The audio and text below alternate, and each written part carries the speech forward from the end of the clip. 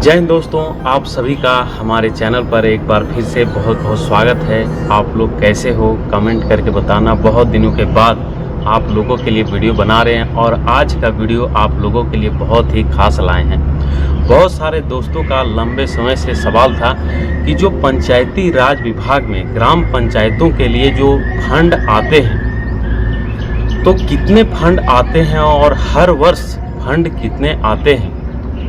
पूरे 5 वर्ष के कार्यकाल में मुखिया जी के द्वारा पूरे ग्राम पंचायतों में जो भी कार्य किए जाते हैं तो राज्य सरकार के द्वारा कितना पैसा आता है, केंद्र सरकार के द्वारा कितना पैसा आता है और किन किन योजनाओं में पैसे खर्च किए जाते हैं, किस प्रकार से पैसे खर्च किए जाते हैं और कोई भी जो भी फंड आया हुआ है कोई नया यदि कार्य करना हो अपने ग्राम पंचायत में तो वो भी कैसे होता है।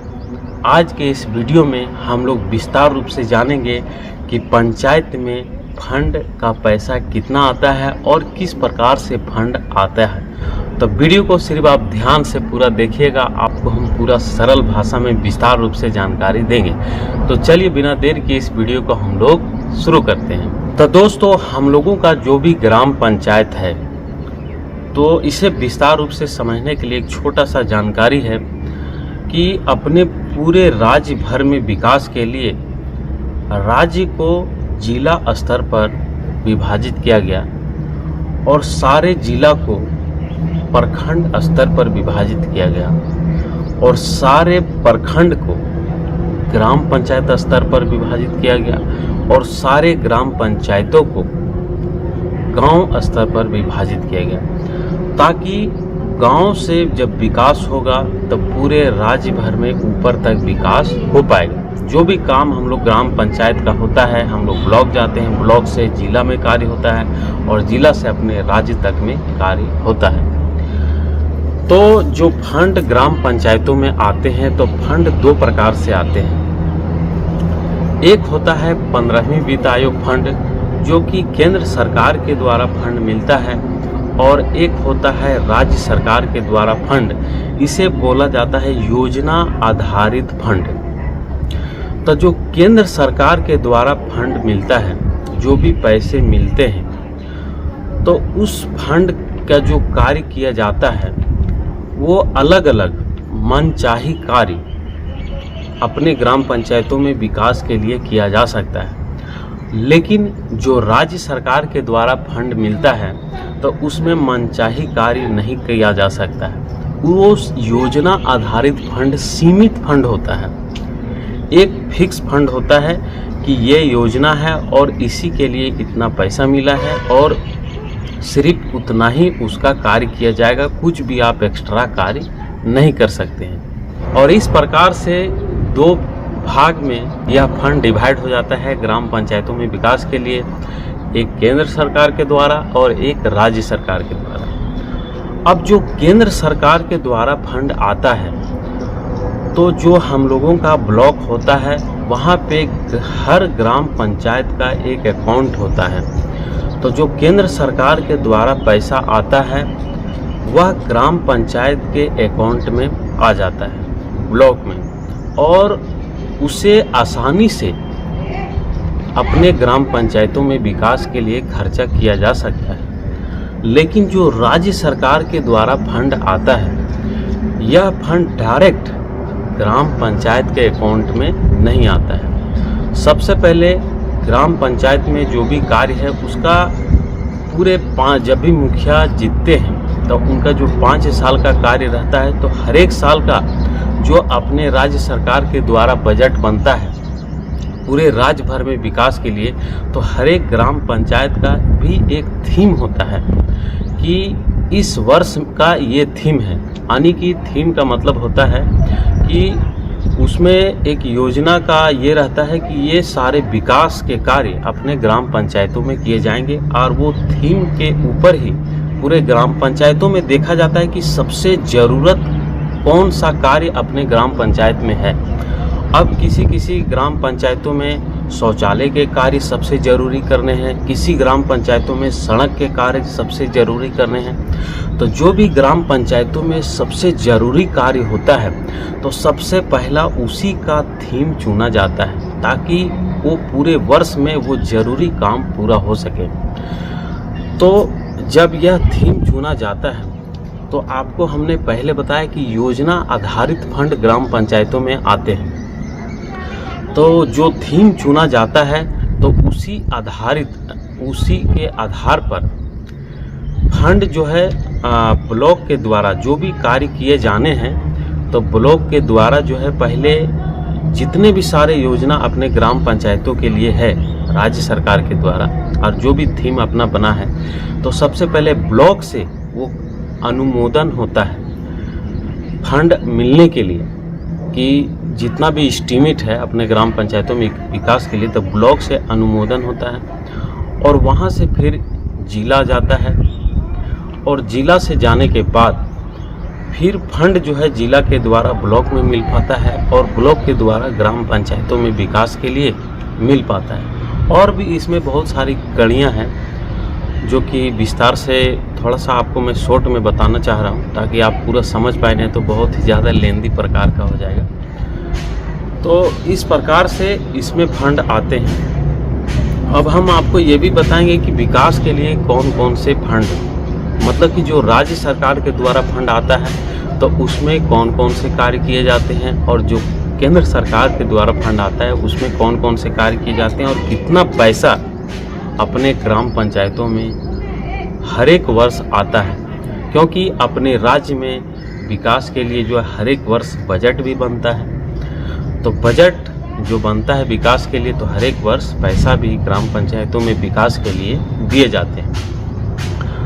अब देखिए, इसको समझने से पहले एक छोटा सा और हम लोग समझ लेते हैं कि जो फंड हम लोग को ग्राम पंचायतों के लिए मिलते हैं, तो इसमें दो प्रकार का फंड, एक टाइड फंड बोला जाता है और एक अनटाइड फंड बोला जाता है। एक बोला जाता है बंधा पैसा और एक बोला जाता है खुला पैसा। तो जो बंधा पैसा होता है उसको सीमित खर्च किया जाता है, और जो अनटाइड फंड होता है तो उसे हम कोई भी छोटे छोटे कार्यों में, अनेक प्रकार के कार्यों में हम उसे खर्च कर सकते हैं। तो जो बंधा पैसा होता है उसके अंदर एक सीमित योजनाएं भी होती है, मतलब कि ये कार्य करना है तो सिर्फ पैसा उसी कार्य में खर्चा होगा, उससे थोड़ा सा भी एक्स्ट्रा पैसा हम अलग खर्च नहीं कर सकते हैं, और उसका उतना ही पैसा ऊपर से आता है। और जो अनटाइड फंड होता है, बिना बंधा पैसा, उसको पैसे जो है वो अपने ग्राम पंचायत के फंड में होते हैं जमा, और उससे हम छोटे मोटे कार्य यदि ग्राम पंचायतों में करवाने हो तो उसके लिए वो पैसे खर्च किए जाते हैं। अब कौन कौन से कार्य में किस प्रकार से पैसे खर्च किए जा सकते हैं, तो केंद्र सरकार के द्वारा जो फंड रहता है तो उसको हम अनेक प्रकार के कार्यों में पैसे खर्च कर सकते हैं, लेकिन जो राज्य सरकार के द्वारा पैसा आता है उससे वो सिर्फ सीमित कार्यों में ही और योजनाएं में ही खर्च कर सकते हैं। तो सबसे पहले हम लोग जानते हैं कि केंद्र सरकार के द्वारा जो फंड मिलता है तो वो कौन कौन से कार्य अपने ग्राम पंचायतों में किए जा सकते हैं। इसके बाद हम लोग जानेंगे कि जो राज्य सरकार के द्वारा फंड मिलता है तो उसके पैसे किस में खर्च किए जाते हैं, और इसके बाद जानेंगे कि अपने ग्राम पंचायतों में पैसे कितने आते हैं और कितने कार्य हो पाता है। तो जो केंद्र सरकार की तरफ से फंड आते हैं और केंद्र सरकार की तरफ से जो फंड का खर्च किए जा सकते हैं, तो इसमें हो जाता है नली गली का निर्माण। अपने ग्राम पंचायतों में किधर किधर नली का निर्माण करना है ताकि पानी का सप्लाई सही से हो सके और स्वच्छता अपने ग्राम पंचायतों में बन सके, जिससे बीमारी की समस्या कम हो, बीमारी ना हो। तो स्वच्छता से जुड़ा हुआ सारे कार्य आप देखते होंगे कि बहुत सारे ग्राम पंचायतों में जगह जगह पे गली गली में लाइट का व्यवस्था किया जाता है, इस तरह हो गया। और आपका सामुदायिक भवन का निर्माण, जो हम लोगों का ग्राम पंचायतों में सरकारी भवन बनाए जाते हैं, चाहे आपका पैक्स का भवन हो, चाहे आपका पंचायत भवन हो, चाहे कोई सामुदायिक बैठक करने के लिए जो चबूतरे बनाए जाते हैं, ये सब का निर्माण हो।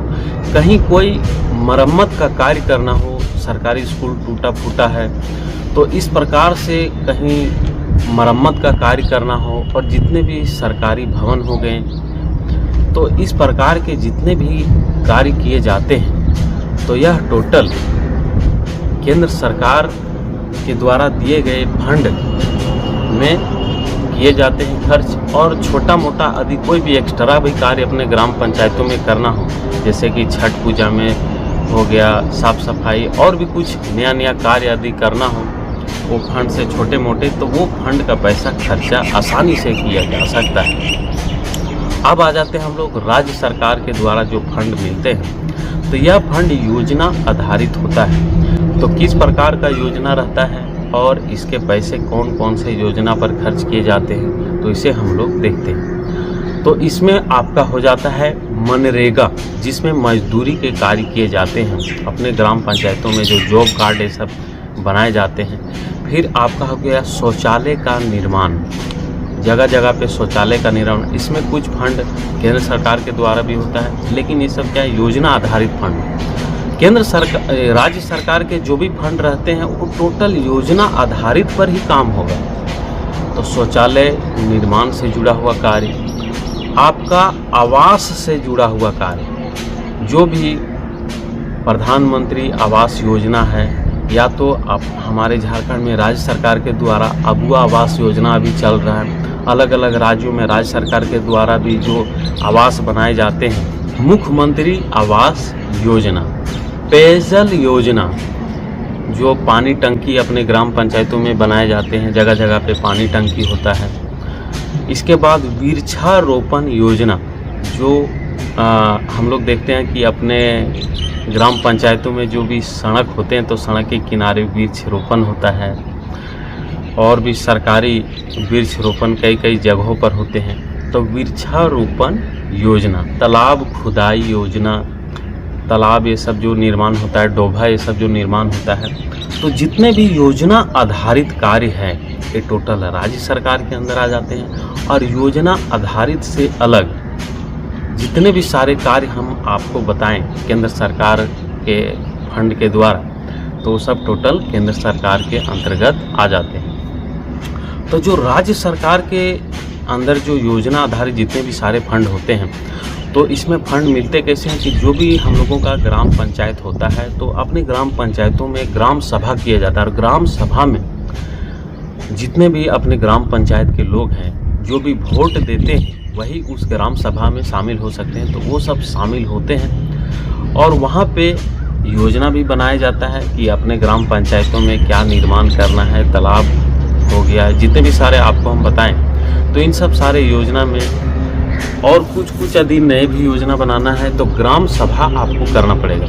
तो ग्राम सभा होता है, उसमें एक आवेदन बनाया जाता है और वो आवेदन अपने ब्लॉक प्रखंड कार्यालय में देना पड़ता है। उसमें वीडियो स्वीकृति करते हैं, अनुमोदन के लिए जो है वो पेपर अपने ज़िला में चला जाता है। ज़िला में जाने के बाद फिर वहाँ से फंड जो है सो विकास के लिए मतलब ज़िला में जाने के बाद ज़िला से सूचना अपने राज्य तक होता है। तो जो भी अपने विकास के लिए जो विकास अधिकारी होते हैं अपने ज़िला में, तो वो फिर सारा फंड जो है सो अपने प्रखंड कार्यालय में भेजते हैं, प्रखंड लेवल में। और प्रखंड में जितने भी सारे ग्राम पंचायत आ जाते हैं तो उन ग्राम पंचायतों में फंड के पैसे आ जाते हैं और फिर उससे अपने मुखिया जी अपने विकास के कार्य अपने ग्राम पंचायतों में कर पाते हैं। और जो केंद्र सरकार के रहता है वो डायरेक्ट प्रखंड कार्यालय में ग्राम पंचायतों के खाते में पैसे आ जाते हैं। लेकिन राज्य सरकार के द्वारा जी पहले प्रखंड फिर जिला, तो फिर सारा कार्य हो पाता है।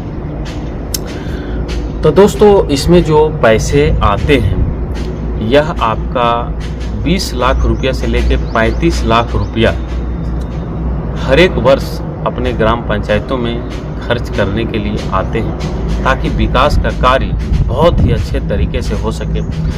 लेकिन दिक्कत क्या होता है कि बहुत सारे मुखिया जी लोग उतना कभी खर्च कभी कभी नहीं भी कर पाते हैं। सारे सिचुएशन जो है पूरे ग्राम पंचायतों में विकास के कार्य सही तरीके से वो फंड जब नहीं हो पाता है तो विकास के कार्य भी सही तरीके से नहीं हो पाते हैं। लेकिन फंड जो है पूरा आता है राज्य सरकार के द्वारा, केंद्र सरकार के द्वारा, तो इस प्रकार से फंड आते हैं और 5 वर्ष के कार्यकाल तक यह फंड मिलता है। क्योंकि आप जानते हैं कि राज्य में, केंद्र सरकार में भी हर एक वर्ष अपने देश में विकास के लिए बजट पास होता है, अपने राज्य में भी बजट पास होता है। तो इस प्रकार से सब कुछ होता है। तो उम्मीद करते हैं कि आपको पूरा डिटेल में समझ में आया होगा कि अपने ग्राम पंचायतों में विकास के लिए किस प्रकार से फंड आते हैं। तो दोस्तों, यदि आप इस चैनल पर नए होंगे तो भाई के लिए सब्सक्राइब जरूर कर लीजिएगा और एक लाइक भी कर दीजिएगा। और वीडियो अच्छा लगा होगा तो अपने दोस्तों के साथ, फैमिली में शेयर जरूर कीजिएगा ताकि उनको भी पता चल सके कि ग्राम पंचायतों में विकास किस प्रकार से हो पाता है, फंड किस प्रकार से आता है। और हमसे जुड़े रहने के लिए आप सभी को दिल से शुक्रिया। मिलते हैं आपसे फिर से एक नए वीडियो में नई जानकारी के साथ। तब तक के लिए बाय बाय।